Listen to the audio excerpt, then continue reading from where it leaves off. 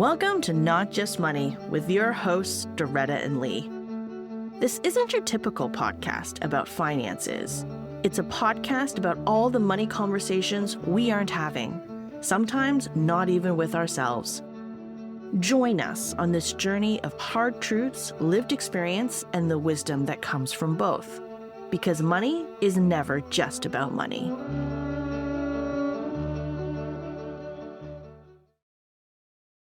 Hey Lee, ready to dive in? Social media advertising. I have been so face-to-face with it for the last few weeks, and I am so over it.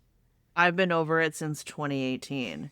But what's annoying you about social media advertising? I mean, now, obviously, because we've had lots of discussions about it. Started with towels. Not what I would have guessed. Specifically, bath towels. Oh, God. This was on Facebook. Now, I don't use Facebook much anymore, at least not for posting in any kind of general way. I belong to a couple of specific private groups and my neighborhood Facebook page. But you know how it is. You go to check something, and before you know it, you are doom scrolling. Ain't that the truth? But remember, that's how it was designed and intended. Yeah, well, anyway. I'm not sure how towels came up in my feed. I suspect that it was random because I've done my best to have my privacy settings as high as possible. I've turned off my tracking settings, all that kind of stuff. But you know, doom scrolling. So there was suddenly a photo of an attractive 30-ish woman saying something along the lines of, over the last 6 months, I've tested all these brands of towels. And there are maybe 6 brands listed. I remember Costco, Restoration Hardware, I think maybe Pottery Barn. But the weird thing is, I can't even go back and check it. I've tried. I've searched Facebook with every search word that's relevant that I can think of. No joy. But anyway, according to this post, all of these towels, no matter the price point, were stiff and horrible within a few months and no longer had that luxury hotel feel. What? Yeah. And for each towel, they had a price, presumably in US dollars, and then some technical stuff about how the cotton was woven, how many threads per inch, all of that kind of stuff. It all made it sound very serious and technical. And then... Wait. Let me guess. Then pushing a link to a specific low-cost towel that they claim stayed... what did you say? Hotel soft. Whatever that means, forever until generations on. Exactly. A link to a specific brand of towel that I expect no one has ever heard of at maybe $20 per, something like that. Okay, this sounds like a pretty routine sort of sales pitch scam. What was it that made it so triggering for you? I'm getting these vibes across the computer screen on how this upsets you. I don't really know. Maybe it's just there were a bunch of them and this was the tipping point, but it just made me so mad. I mean, I've got expensive towels. I've got Costco towels. All my towels are just fine, thank you very much. They're hotel soft, whatever that means. I've had them for years. And to be fair, when I checked the comments beside this post, there were a lot of people calling bullshit and defending their favorite towel brands. So wait, you and all these other folks were offended on behalf of towel manufacturers? Did I get that right? Kind of. Yes. I mean... Good grief. Okay. It was pretending to be something it wasn't. It was claiming to have done product testing that it clearly had not done, and dissing products that I knew from my own experience were good products. So, as you know, my background is in marketing. In prior lives, I'd headed up national campaigns.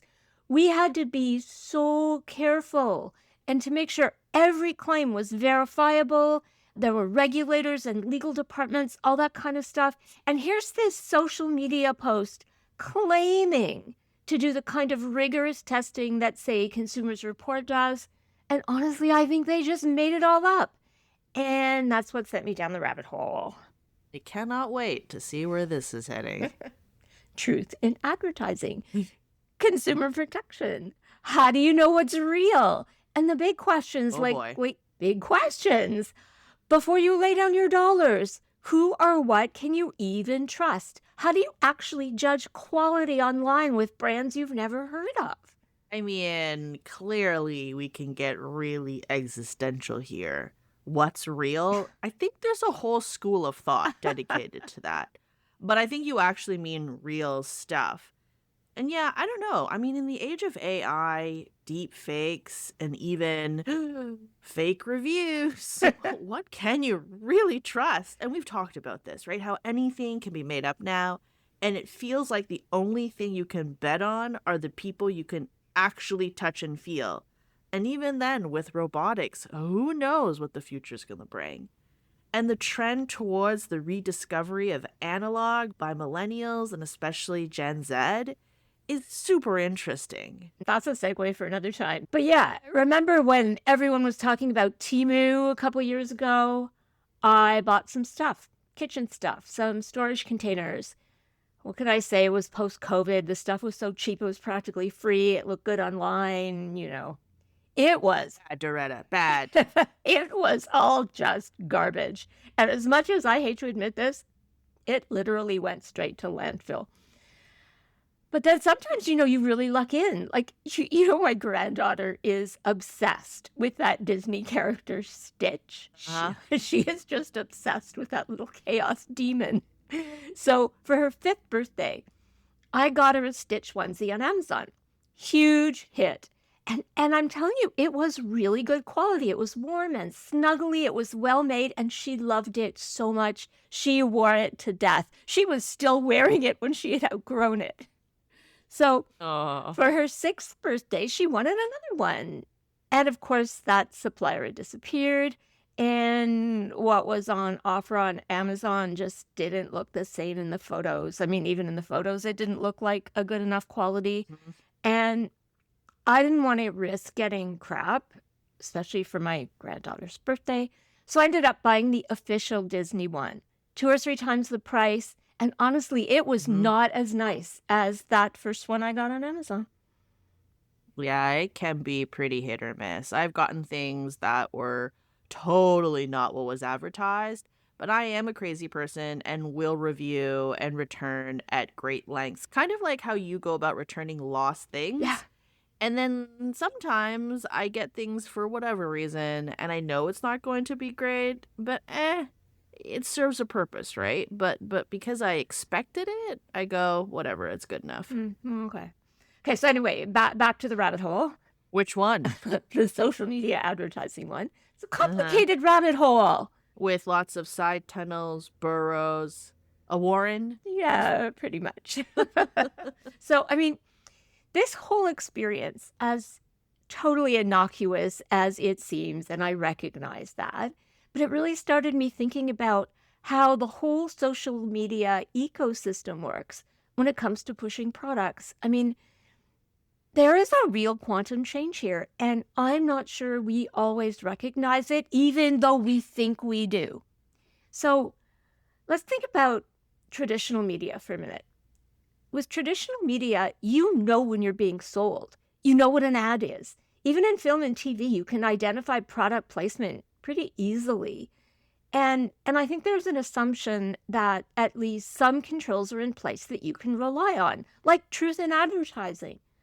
But with social media, like all the lines get blurred. You don't always even know when you're being sold, never mind what the claims being made about the products and services, whether they're true. There's so much fakery, so much illusion. Okay, so why don't we start there with the ads you see? Remember that everything you do online gets tracked. What you read, what you watch, even where your eyes settle on a web page and for how long. All of that is tracked and sold. Even what you say in front of home devices like Google Home or Alexa, even your emails, it's all scraped and then reverse engineered to make you spend. The worst part of it, a lot of it is all automated. Okay, but to provide some context, think about how advertising and promotion works on traditional media, because whether we like it or not, it's traditional media that shapes our expectations. That might be getting less and less true, especially for younger people whose lives are increasingly digital. Yeah, maybe. But I would argue that the impact and the assumptions of traditional media are still crazy influential. They're in there underneath without us, really thinking about it. They set the bar that affects us psychologically, whether we want it to or not. And also, that's where a lot of the strategies originate. And then they move over into the digital sphere. So sometimes it's really easy to see how it moves and adapts, and sometimes it's not. But thinking about it and understanding it's important. So start with traditional media again. Think print, TV, radio, billboards, even in-store advertising. Actually, let's say all non-digital media, non-social media. What you're looking at are messages from a clearly definable source, a company, a manufacturer, or a retailer, about specific products or services. And these messages get broadcast to the widest possible audience of people who might buy that product or service. And, and in that context, media buying is an art and a science. So a lot of effort goes into understanding the demographics around specific media, what shows or magazines or events, newspapers you want to place ads in to get your target audience. It's pretty easy to see how that went digital. If you have subscriptions to specific publications or streaming services. Yeah, exactly. Though it's an interesting trend that there are now multi-level subscriptions where you pay not to have advertising. So like, for example, I have a paid subscription to my favorite history podcast. But think streaming services. You can now get things like Netflix and Disney and even YouTube with or without advertising. You just pay more. Now, think about how media advertising works in the social media space. Where are those dollars going now? Not just to identifiable ad campaigns, that's for sure. Yeah, right. It's in the digital world. The ads you're fed are all about the algorithms. Now, don't kid yourself. Algorithms are often just audience analysis on steroids. Media buyers were always all about audience analysis, okay? They have always commissioned and studied demographics, done tons of proprietary research. I can tell you as a reformed marketer, I've always got a real kick out of the supposedly profound findings of behavioral economics. Because let me tell you, marketers have known and used that stuff forever. But here's what's changed with social media. All the platforms are now using AI, not just to analyze what you have engaged with, but actually to anticipate what you're going to engage with. They know where you're likely to go before you do. It's not even just you, it's everyone because we are all online. So now they have, a population comparison. They know that Lee, who is similar to Kevin, is interested in this or that at this life stage, and therefore what Kevin's doing next, that's what they feed Lee. Yep. What can I say? Big Brother is really watching. Everything you do online, everything, as you were saying, every time you click, pause, scroll, like something, share something, it's all data points that feed algorithms that are tracking your interests, your habits, even your moods. They track where your device is. They track your browsing behavior. They track how you move between apps using cookies and pixels. Over time, these systems actually are building up an incredibly detailed profile of you that can actually predict what will keep you engaged. And they do it with incredible speed and accuracy. And that's how they target advertising and determine what you're going to see next. And the more you do it, the better they get at it. Really, nothing is really private. Yeah, you mentioned that before. Mainstream platforms don't scrape your email, at least not the way you might imagine. They don't log into your inbox and read your emails, okay? That's actually illegal. But what they do, if you give them access, say by signing into Google or connecting your contacts, is they pull in email addresses or metadata that you might not even realize you've given consent to share. They also collect hashed versions of emails from advertisers' customer lists to match you for targeted ads. And they track activity, as I said, through pixels and cookies when you interact with emails from companies that are using their ad tools. So it may look like they're actually opening and reading your emails, but they're not. Though if you do use their email services like Gmail, for example, there might be automated systems that are scanning content to improve features and targeting. But regulation has even been getting tighter and tighter on that. That's why nothing is free. If something is, it's probably because you are selling your own data. And remember that you have to agree to all the terms and conditions that are like literally 5,000 pages. It's in there and it's buried in there. So you have given them that ability. Yep. What is it they say? If you aren't paying for the product, you are the product. And that's the price we pay for convenience. Constant, invisible surveillance. Okay. Few other things. It is creepy. Few other things on social media advertising and marketing trends. No surprises here. The short form video dominates attention. If it moves, it sells. TikTok, Instagram Reels, YouTube Shorts, that's actually where the ad dollars are flowing the fastest. AI-generated ads are exploding. AI is being used to create all kinds of content, copy, images, even synthetic influencers are being created by AI tools.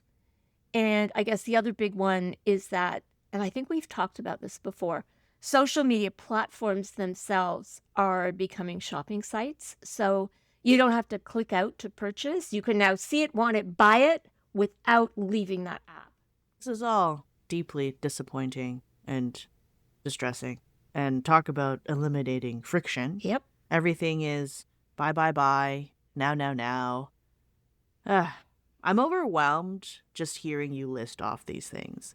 And this is just the buy part. We haven't even talked about the psychological effects of these algorithms. Yeah, exactly. And there's one more thing I want to call out, and this is the biggie. Social media influencers are actually, in a weird way, becoming their own advertising agencies. Yeah, I've read that even so-called micro-influencers, so people with between 10,000 and 100,000 followers, are huge and growing. Yeah. Do you have any idea how big the influencer marketing industry is? Last year, according to Forbes, $32 billion. So Yikes. 86% of US marketers are using influencer partnerships. That's astronomical. Yep. I was thinking about it. The influencer, and this is where you get into the psychology of things, the influencer experience is really interesting, especially those micro influencers. I mean, think about it. Where do you traditionally go for recommendations on what you should buy, where you should go, that sort of thing? I would probably answer friends and family. I mean, that's what they tell you to do, right? Even with financial planners, for example, the advice is generally ask around, get recommendations from people you know and trust who have some kind of knowledge and expertise and experience in that particular sphere. Yep. And in today's digital world, that's exactly the space that influencers, especially micro influencers, are trying to lay claim to, offering a kind of pseudo friendship. Suspect back in the day, a lot of it was pretty genuine, right? Like people recommending what they tried, what they liked, what worked, quality, all that. Yeah, until they figured out they could make money off of it. But there's probably still some of that out there. It's a matter of finding it. Everything gets monetized.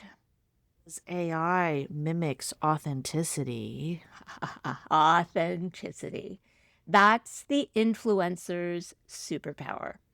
That's what the research tells us. People trust influencers because they see them as being authentic and relatable.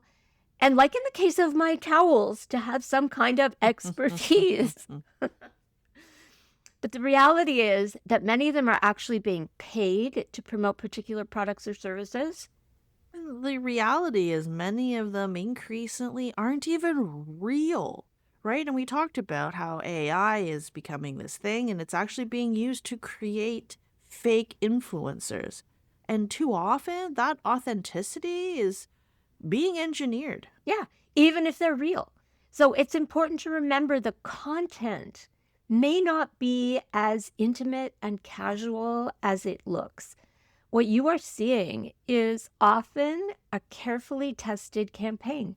It's been created by sophisticated marketers using all the tricks in the book, from analytics to optimized A/B testing. So what about regulation? I mean, is social media advertising regulated at all, or is it just like, I don't know, the Wild West out there? Well, interestingly, there is regulation of social media advertising. It may not feel like it sometimes, but there really is. It falls under the Competition Bureau and under the Competition Act. And uh, the Canadian regulatory framework, it applies to foreign content as well as to Canadian content, because foreign content falls under Canadian law if it targets Canadians. Oh, yeah, good luck with that. Well, yeah, exactly. Because the truth is, it's really, really hard to enforce. The landscape changes so quickly. And unlike with advertising in traditional media, it can be almost impossible to figure out who's the responsible party. I think your towel example is a good one. I mean, you can't find it anymore. It's almost like a smash and grab. Yep. But basically, the fundamental principle behind the regulation of social media in Canada and globally is that ads must not mislead. And that means Basically, it means ads can't be false or deceptive, and claims have to be backed up by evidence. I'm going to put evidence in quotations based on everything we've shared. And so that then applies to influencers, is what you're saying. Yeah, kinda. I mean, specifically, there are actually influencer disclosure rules under the Ad Standards Canada. So paid partnerships must be clearly disclosed, and the disclosure is supposed to be obvious and not buried. But this is where the big difference is between social media and traditional ads. The line between friend and advisor is really blurry. I mean, I can recommend to my friends, hey, I tried this product. I think you'll really like it. That's not advertising. But with influencers, are they acting as friends or are they acting as advertisers? That's the blurry line.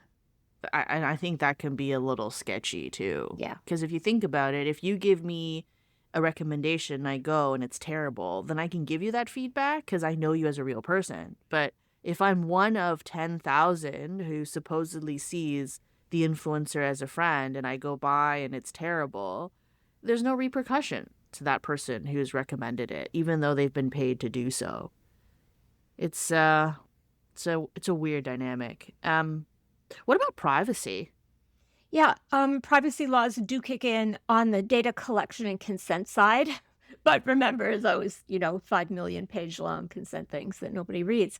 And regulation is also kicking in around the responsibilities of the platforms themselves, making them responsible for removing illegal content and ads. I mean, we've seen a lot of big media stories about this in terms of advertising to children. There are really strict rules around political advertising and foreign manipulation, all of that kind of stuff, which is I don't want to get into, but I think recently probably people have seen particularly the stories from the EU and I think Australia around their lawsuits against the major platforms.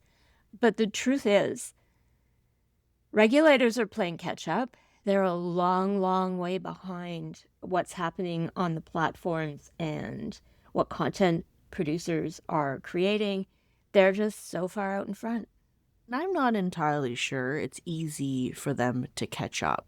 If you think about the pace in which things are shifting, like you look at AI from where we were a year ago, Yeah. 2 years ago to today, I don't know how regulators can deal with this, right? Because, I mean, they're on the bleeding edge of change, and regulators are supposed to make sure that they're not harmful.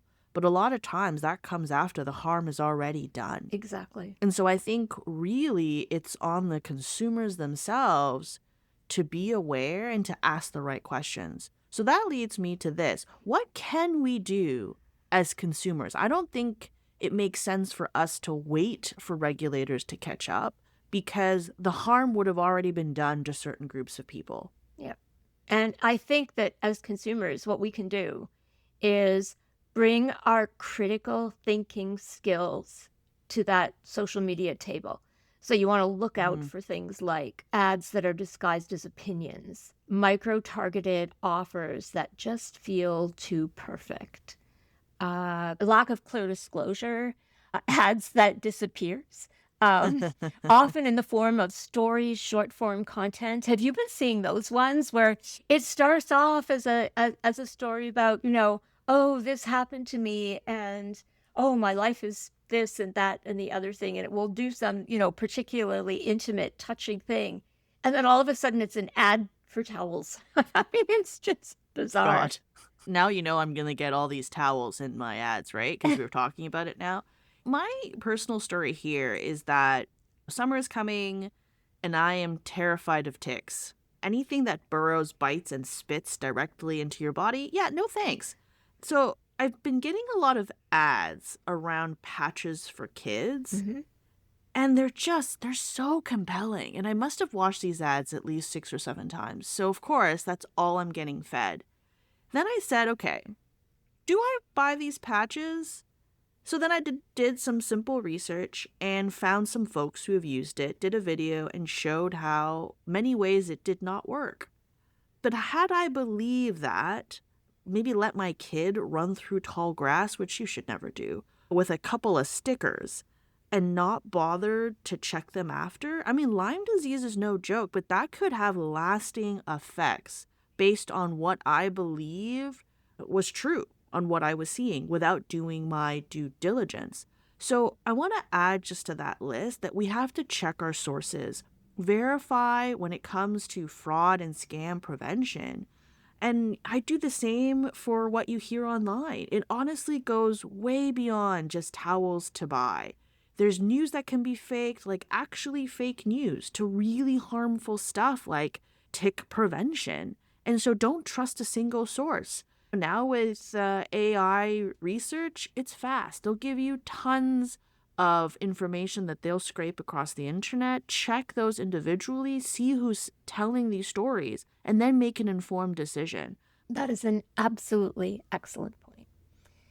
And another thing, you can report ads, no matter how disguised they are. And here's the line. If the ad would make someone spend money based on something untrue, hidden, or unverifiable, that ad is drifting into legal trouble. Mhm. So here's basically how the reporting process works. I have to say, you're one of those people that will actually put things in the comments about this is garbage, right? Yep, all the time, all the time. Good for you. Okay. Start inside the platform first. They are the first line of defense. On Instagram and Facebook, for example, you can tap on report ad. On TikTok, with the share arrow, you can report.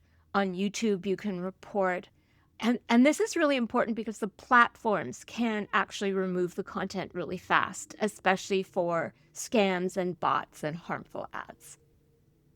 Yeah, I mean, I have a short story to share here. When my daughter started growing out of some of her baby stuff, I started selling some things on Marketplace. And it was, and I think I'm a bit traumatized by this experience. So I saw an ad for the same stroller that I was selling or had at that point sold, and they were all my pictures. And these are pictures that I've taken in my house. And this is someone else who were saying that they were selling the same things. And for some strollers, there's a lot of scams, and there's actually a lot of ads that will warn you about it. Like, don't send people money before you go pick it up because they're high value items, right? But I can't tell you how shocking and how disturbed I was to see some rando person with my pictures of my former stroller in my house listed as for sale. And so, of course, I immediately reported it because I know it's a scam. That's my bathroom door.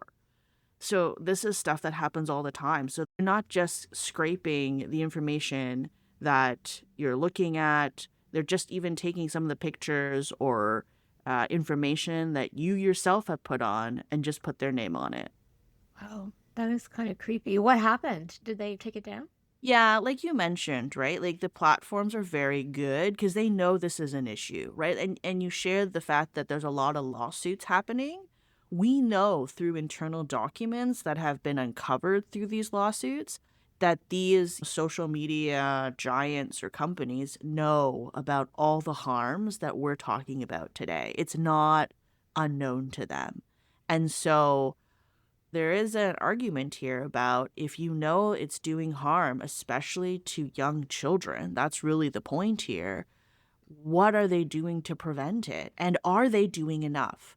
So in this case, the moment I report it is the moment they removed it because you can actually stipulate that this is fraudulent and generally it's immediate and it would be the person who has posted it would have to make a claim that it is not fraudulent, but they wouldn't be able to, right? Because then you would have to probably show identity, etc. So they'll just kind of let that go and scrape someone else's photos or descriptions and then go from there. So that's the first thing you can do with an ad. You can report to the platform, really important place to start. You can also report to Canada's ad watchdog, which is Ad Standards Canada. They handle misleading, offensive, disguised ads, and that includes influencer posts. There's an easy online complaint form, and you can request removal or modification. When you're getting into really serious deception, fraud, false claims, there's the federal regulator, the Competition Bureau, and that is what you might want to consider, especially if money or health claims are involved, because they can actually start formal investigations and fines, etc. And I guess finally you get into the scams and frauds, the significant ones, and that's when you reach out to the Canadian Anti-Fraud Centre. And finally, if you have concerns about privacy or the misuse of data, at that point you go to the Office of the Privacy Commissioner of Canada. Yeah, and I think it's important to note that a lot of these regulators have tried to make it as easy as possible to file a claim. And if you have the time and something has happened, I really encourage you to do it. It doesn't mean that the claim you file will go anywhere, but it's also about collecting the data. So if one organization gets many complaints against it, these regulators are more motivated to do something about it. And sometimes it's just the act of saying something that perhaps can prevent some larger calamity down the road for a larger population. And then a couple of pro tips before you report.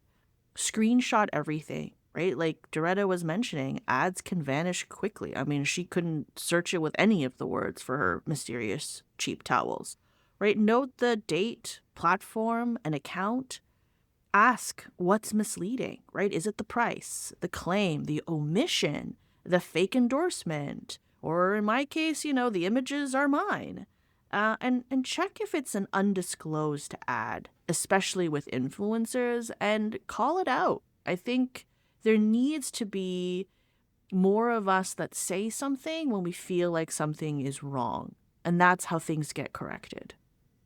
Okay, I was really hoping that we could get even deeper into the nitty-gritty of how to protect yourself from social media marketing, how to recognize it, spot the bot, all that kind of stuff. But why don't we leave that for next week? I think it's time for today's 3 key learnings. That was a good rant, Doretta. I'm glad we got on your soapbox today. Okay, number 1, yes, Big Brother is watching. Actually, not just Big Brother, Big Sister, Big Cousins, Big Aunts, Big Uncles, and an infinite number of distant relations you've never even heard of, in the form of algorithms tracking your every move. And here's the really scary part. With AI, their surveillance isn't just reactive, it's predictive. So every click, hover, share, heck, every second you spend watching a video or reading a post is data that platforms clocks on who you are and what you're interested in. And then they use that information to predict with scarily amazing accuracy what else you're likely to be interested in based on the reams of data they have on what other people who are interested in those things did next. And that's what they use in the blink of an eye to feed you ads that make you press the buttons most likely to get you to buy. Okay, number 2. Social media advertising is, in principle, subject to the same laws and regulations as advertising in traditional media. In principle, it's held to the same standards of accuracy and verifiability. But in a nutshell, the issue is enforcement, and really you have to sympathize with the regulators and law enforcement. One seller to many is infinitely easier to police than many sellers to many, especially when the many sellers are anywhere in the world and they're hidden behind layers of digital mist and fog. So take time to understand accountability and step up and report really egregious behavior just for the general good. As a general rule, report it to the platform first, and for really high-risk behavior to regulators and or law enforcement. Be the candle in the darkness. Hear, hear. And if you're considering a purchase based on social media recommendation, bring your critical thinking skills to the social media table. The only genuine emotion at that table, the only trust, the only commitment are yours. It's not real, people. Influencers are skilled at creating intimacy and illusions, and they'll use every AI tool at their disposal to extend their capacity to do it. They are not your friends. They may not even be real. So do real homework. Search the product independently outside of the social media bubble. A few clicks can reveal a more objective and verifiable truth. Well, okay, now that we've put the fear of God into you all, Sorry. that's us for today. What's your experience with social media advertising? Can you spot the bot? Let us know how you are making your way through all the lies and the clutter. You can let us know by dropping us a line or 10 at notjustmoneypodcast@gmail.com. Good talk. You've been listening to Not Just Money with Doretta and Lee. Click on the show's description for links to resources related to today's conversation. Our aim is to share sources that provide objective information that can help you make informed financial decisions. Please rate and review our show. If you'd like to get in touch with us, email us at notjustmoneypodcast@gmail.com. If you'd like to be featured on the show, you can send us your questions and comments by a written email, audio file, or video file. Please include your name and city. This show is produced and edited by Lee, with original music by Leo Zhang cello and artwork by John Tu.